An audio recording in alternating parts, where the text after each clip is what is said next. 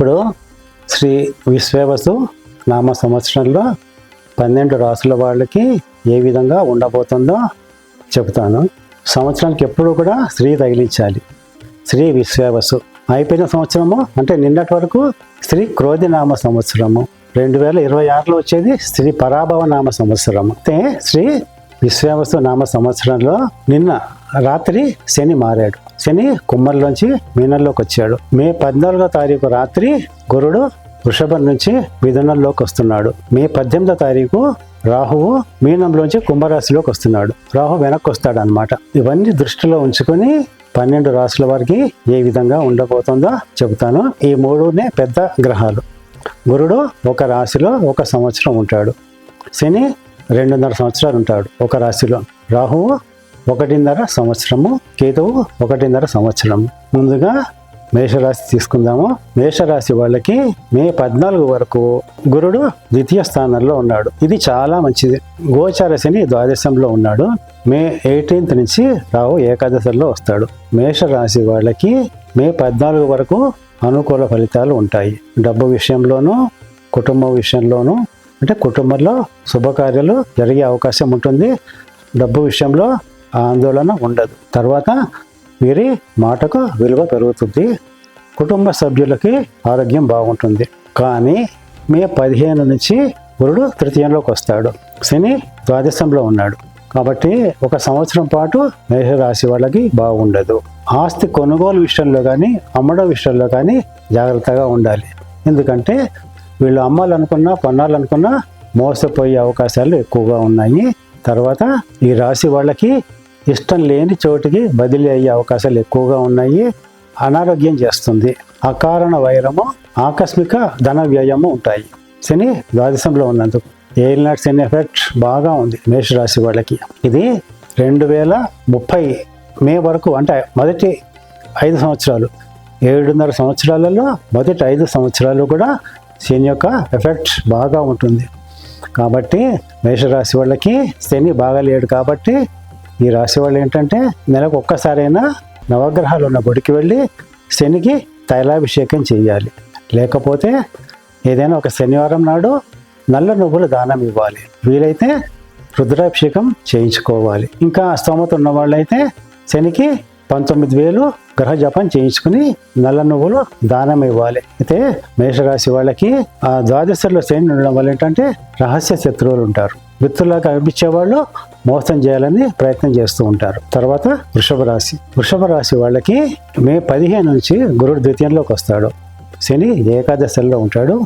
రాహువు దశమ స్థానంలో ఉన్నాడు. అయితే వృషభ రాశి వాళ్ళకి శని ఏకాదశంలో ఉండడం వల్ల ఆదాయం పెరుగుతుంది. కానీ వీళ్ళు కొత్త పెట్టుబడులు పెట్టకూడదు. తర్వాత అభివృద్ధి ఉంటుంది. కుటుంబంలో శుభకార్యాలు జరిగే అవకాశాలు ఎక్కువగా ఉన్నాయి. వీళ్ళు మంచి విందు భోజనాలు చేస్తారు.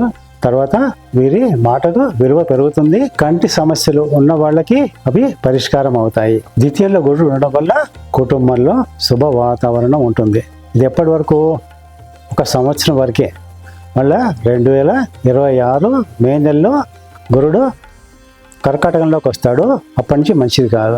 అయితే వృషభ రాశి వాళ్ళు 2025 మార్చి 30 నుంచి 2027 జూలై వరకు జాగ్రత్తగా ఉండాలి. కొత్త పెట్టుబడులు పెట్టకూడదు. తర్వాత వీళ్ళ జీవితంలో పెద్ద మార్పులు సంభవిస్తాయి. తర్వాత వీళ్ళకి నిందలు రావచ్చును. జీవితంలో అనుకోని పెద్ద సంఘటనలు ఉంటాయి. తర్వాత మిథున రాశి. మిథున రాశి వాళ్ళకి దశమ స్థానంలో శని, లగ్నంలో గురుడు ఉంటాడు. అయితే మే 14 వరకు గురుడు ద్వాదశంలో ఉన్నాడు. ఇప్పుడు అంటే ఇవాళ మార్చి 30 నుంచి శని దశమ స్థానంలో ఉన్నాడు. అంటే మిథున రాశి వాళ్ళు అంటే ఆ రాశిలోకి గురుడు వస్తున్నాడు కాబట్టి ఆ రాశి వాళ్ళకి బదిలీ ఉండే అవకాశాలు ఎక్కువగా ఉన్నాయి. తర్వాత తల్లివైపు బంధువులకి అనారోగ్యం చేసే అవకాశాలు ఉంటాయి. కానీ వీళ్ళకి భార్య వలన ఆనందం కలుగుతుంది. తర్వాత దశమ స్థానంలో శని ఉండడం వలన వీరికి ఏంటంటే ఉద్యోగంలో కొంచెం అశాంతి ఉంటుంది. ఉద్యోగం మారాలి అని అనిపిస్తుంది. తర్వాత కొత్త వ్యాపారాలు ప్రారంభించాలని అనిపిస్తుంది. కానీ వీళ్ళు ఉద్యోగం వదిలివేయకూడదు. దశమ స్థానంలో శని ఉండడం వలన వీరికి ఏంటంటే కొన్ని పాపౌట్ ఆలోచనలు వస్తాయి, అంటే చెడు ఆలోచనలు వస్తాయి. అవి ఆచరణలో పెట్టకూడదు. మొత్తం మీద ఏంటంటే మిథున రాశి వాళ్ళకి ఈ సంవత్సరము గురుడు అనుకూలంగా లేడు, శని కూడా అనుకూలంగా లేడు. కానీ దుష్ఫలితాలు ఎక్కువగా ఉండవు. అంటే అనుకూల ఫలితాలు ఎక్కువగా ఉండవు, చెడు ఫలితాలు ఎక్కువగా ఉండవు. వీరేంటంటే దశమ స్థానంలో శని ఉండడం వల్ల ప్రతిరోజు హనుమాన్ చాలీసా చదవడం మంచిది. ఇప్పుడు కర్కాటక రాశి. కర్కాటక రాశి వాళ్ళకి మే 14 వరకు ఏకాదశంలో గురుడు ఉన్నాడు, నవమ స్థానంలో శని, అష్టమంలో రాహువు, ద్వితీయంలో కేతువు ఉన్నాడు. అయితే కర్కాటక రాశి వాళ్ళకి మే 14 వరకు కూడా డబ్బు విషయంలో బాగుంటుంది, మిత్రుల వలన మేలు కలుగుతుంది. తర్వాత శుభకార్యాలు జరిగే అవకాశం ఉన్నది. మే 15 నుంచి గోచార గురుడు ద్వాదశంలోకి వస్తాడు, శని నవమ స్థానంలో ఉన్నాడు. కాబట్టి వీళ్ళకి ఈ సంవత్సరంలో జరిగే ముఖ్యమైన విషయాలు ఏమిటంటే వీళ్ళ తండ్రి వైపు బంధువులకి అనారోగ్యం చేయవచ్చు. తండ్రి వైపు బంధువులు అంటే పిన తండ్రి, పెద్ద తండ్రి, బాబాయి, మావయ్య అలాంటి వాళ్ళు అనారోగ్యం చేయడము లేదా కష్టాలు రావడం జరుగుతుంది. వీళ్ళు తీర్థయాత్రలు చేద్దామంటే ఆటంకాలు వస్తాయి. తర్వాత సత్కర్మలు ఆచరించాలి అంటే ఆటంకాలు వస్తాయి. ద్వాదశంలో గురుడు ఉండడం వల్ల అనుకోని ఖర్చు ఉంటుందన్నమాట. వీళ్ళకి 2025 మే నుంచి 2026 మే వరకు గురుడు ద్వాదశంలో ఉంటాడు. 26లో గురుడు లగ్నంలోకి వస్తాడు. అయితే శని 9వ స్థానంలో ఉండడం వల్ల వీళ్ళకి అంత బాధలు ఏమి ఉండవు. అంటే ఏలినాటి శని, అష్టమ శని, అర్ధాష్టమ శని అట్లాంటి బాధలు ఏమీ ఉండవు. నవమస్థానం అంటే మామూలు అనమాట. అయితే వాళ్ళ దశలో అంటే వాళ్ళ వ్యక్తిగత జాతకంలో దశలు కనుక బాగుంటే చెడు ఫలితాల గురించి భయపడవలసిన అవసరం లేదు. తర్వాత సింహరాశి. సింహరాశికి ఏంటంటే సప్తమంలో రాహు ఉన్నాడు, అష్టమ స్థానంలో శని. అంటే మార్చి 30 నుంచి సింహరాశి వాళ్ళకి అష్టమ శని ప్రారంభమవుతుంది. ఇది ఎప్పటిదాకా ఉంటుంది? 2027 జూలై వరకు ఉంటుంది. 2025 మే 15 నుంచి గురుడు ఏకాదశంలోకి వస్తాడు. అయితే సింహరాశి వాళ్ళకి గురుడు ఏకాదశంలో 1 సంవత్సరం పాటు ఉండడం వల్ల వీళ్ళకి ఆదాయం పెరుగుతుంది. అష్టమ శని ఉన్నప్పటికీ కూడా ఆదాయం పెరుగుతుంది, లాభాలు ఉంటాయి. వీళ్ళ జ్యేష్ఠులకి మంచిది, మిత్రుల వల్ల కలిసి వస్తుంది, శుభకార్యాలు జరిగే అవకాశం ఉంటుంది. కానీ శని సప్తమంలో ఉన్నాడు కాబట్టి, సప్తమం నుంచి అష్టమ స్థానంలోకి వెళ్తున్నాడు కాబట్టి వీళ్ళు వివాహ విషయంలో జాగ్రత్తగా నిర్ణయాలు తీసుకోవాలి. పెళ్ళి అయిన వాళ్ళకైతే అంటే స్త్రీలకైతే భర్తతోటి మనస్పర్ధలు వచ్చే అవకాశం ఉంటుంది, పురుషులైతే భార్యతోటి మనస్పర్ధలు వచ్చే అవకాశం ఉంటుంది. ఎందుకంటే సప్తమ స్థానము, అష్టమ స్థానము జీవిత భాగస్వామికి సంబంధించినవి అన్నమాట. ఈ అష్టమ స్థానంలో శని ఉన్నా కూడా 1 సంవత్సరం పాటు గురుడు బాగుండడం వల్ల వీళ్ళకి శుభ ఫలితాలే ఉంటాయి. కానీ అష్టమంలో శని ఉండడం వలన వీళ్ళు శని స్తోత్రం పఠించడం మంచిది. ఇప్పుడు కన్యా రాశి. కన్యా రాశి వాళ్ళకి ఇవాళ నుంచి అంటే 2025 మార్చ్ 30 నుంచి 2027 జూలై వరకు శని సప్తమ స్థానంలో ఉంటాడు. మే 15 వరకు గురుడు నవమ స్థానంలో ఉన్నాడు. మే 15కి దశమ స్థానంలోకి వస్తాడు గురుడు. తర్వాత రాహు షష్టమంలో ఉండడం మంచిదే, అయితే శుభ ఫలితాలని ఇస్తుంది. కేతు ద్వాదశంలో ఉన్నాడు. అయితే ఈ కన్యా రాశి వాళ్ళకి సప్తమ స్థానంలో శని ఉండడము, దశమ స్థానంలో గురుడు ఉండడం వల్ల ఏంటంటే వీళ్ళు జీవిత భాగస్వామితో మనస్పర్ధలు రాకుండా చూసుకోవాలి. తర్వాత వీళ్ళు ప్రయాణాలు చేసేటప్పుడు చాలా జాగ్రత్తలు తీసుకోవాలి. ముఖ్యంగా ఏంటంటే వీళ్ళు అష్టమి, నవమి, చతుర్దశి, పౌర్ణమి ఈ తిథుల్లో ప్రయాణాలు చేయకూడదు.